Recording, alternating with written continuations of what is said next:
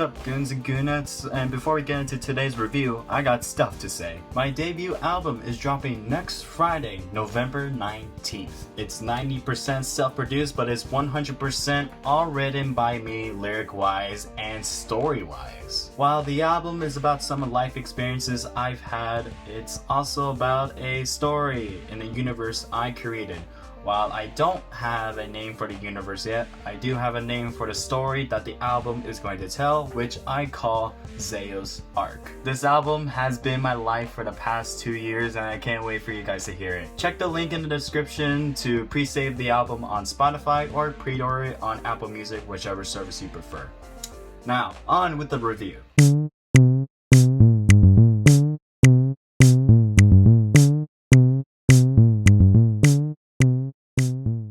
So Marvel's Eternals is here! I kept on forgetting that this movie would be coming out because all I kept thinking of was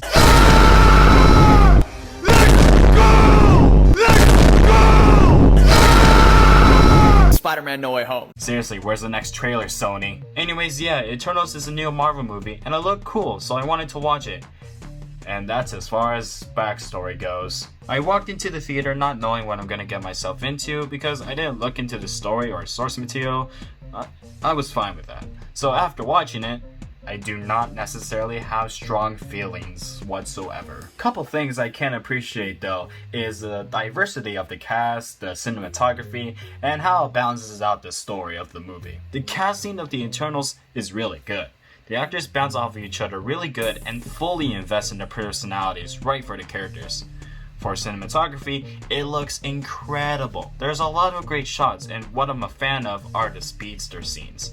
When you see Makari running, it really felt like she was running fast. That may sound weird, but when you compare speedster scenes of Makari and something like the CW's Flash, you can tell the difference. When I watch The Flash, there is a constant use of slow-mo when Barry is running. It never feels like he is going at high speeds, and I think part of it has to do with CGI. Luckily, this is Marvel, and they did their speedster scenes good. Feels like she was actually running. That's another point for Marvel. Then we get to the meat and bones of the movie, which is the story.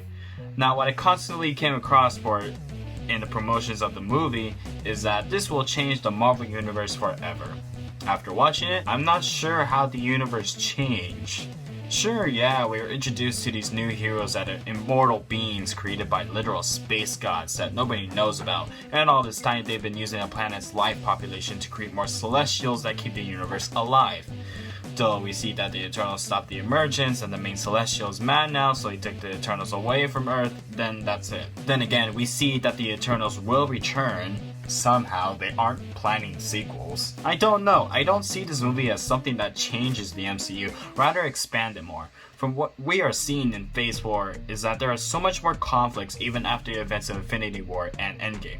With this phase, we are learning many more rules and origins of this universe, which in turn create more conflicts greater than anything imaginable. The part I'm really glad about this movie is that it's still able to take a new direction and create a story that evokes thinking. The whole conflict is that when a celestial is born from Earth, they are able to create more life in the universe, thus keeping the universe alive, though at the cost of everybody's life on Earth. So the Eternals question, are they willing to do something bad or something equally as worse? That's the message of the movie, which is following your hearts and bonds. The Eternals love each other, and that is shown through Icarus and Circe. Icarus wants the emergence to happen, Circe wants to keep Earth safe. We see how the Eternals deal with their time on Earth, some at their best and some restricted. There's a nice balance of arcs being told and good use of flashbacks. One arc I would like to mention is Sprite, who throughout the movie is restricted on her time on Earth as, you know, they are immortal, they can't age, and the Celestial made Sprite the way they are, like a small child, and Sprite has to deal with that, cause like, they evolve like an adult, they feel like an adult, but on the outside they look like a kid. So she can't exactly live a normal life as she's always going to be treated as a kid. That is hinted throughout the movie. Like, it doesn't appear out of nowhere at the end where she wants to join Icarus and have the emergence happen. It doesn't happen out of nowhere. it's hinted throughout the movie that she doesn't like her time on Earth and rather just have it destroyed, unlike the others who are perfectly fine with their life on Earth and wanted to keep it thriving. So overall, I enjoyed the story. I like the conflict the Eternals endure, and I like the usual Marvel essence of it.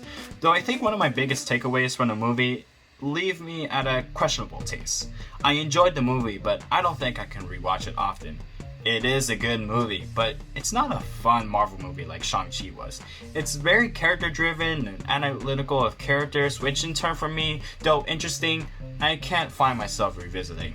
That's just a personal opinion. My other takeaways from this movie is that the cast is good, they have really good chemistry together, they bounce off each other really good.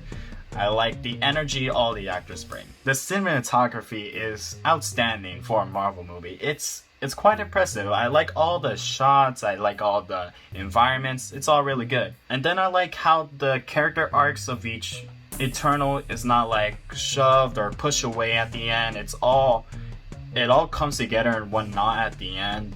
They all go through their arcs through the movie, in which I find really reassuring as a storyteller. All of these takeaways make me give this movie a score of 7 out of 10. It's just that I can't find myself revisiting this movie often. It's got a great story, got great cinematography. It's just not one of those fun Marvel movies that I can revisit. So maybe like a really strong 7. It's like a 10, but it's a 7. You know, or maybe 10 is too far. Maybe a 9, 8, but it's a strong 7. Please understand me. Anyways, that was a little quick review. I gotta keep this short because, you know, I'm still kind of working on back-end stuff for the album, and there's so much more to do with it. So I'm gonna have to go. But that is all for me on Eternals. Where's the trailer, Sony?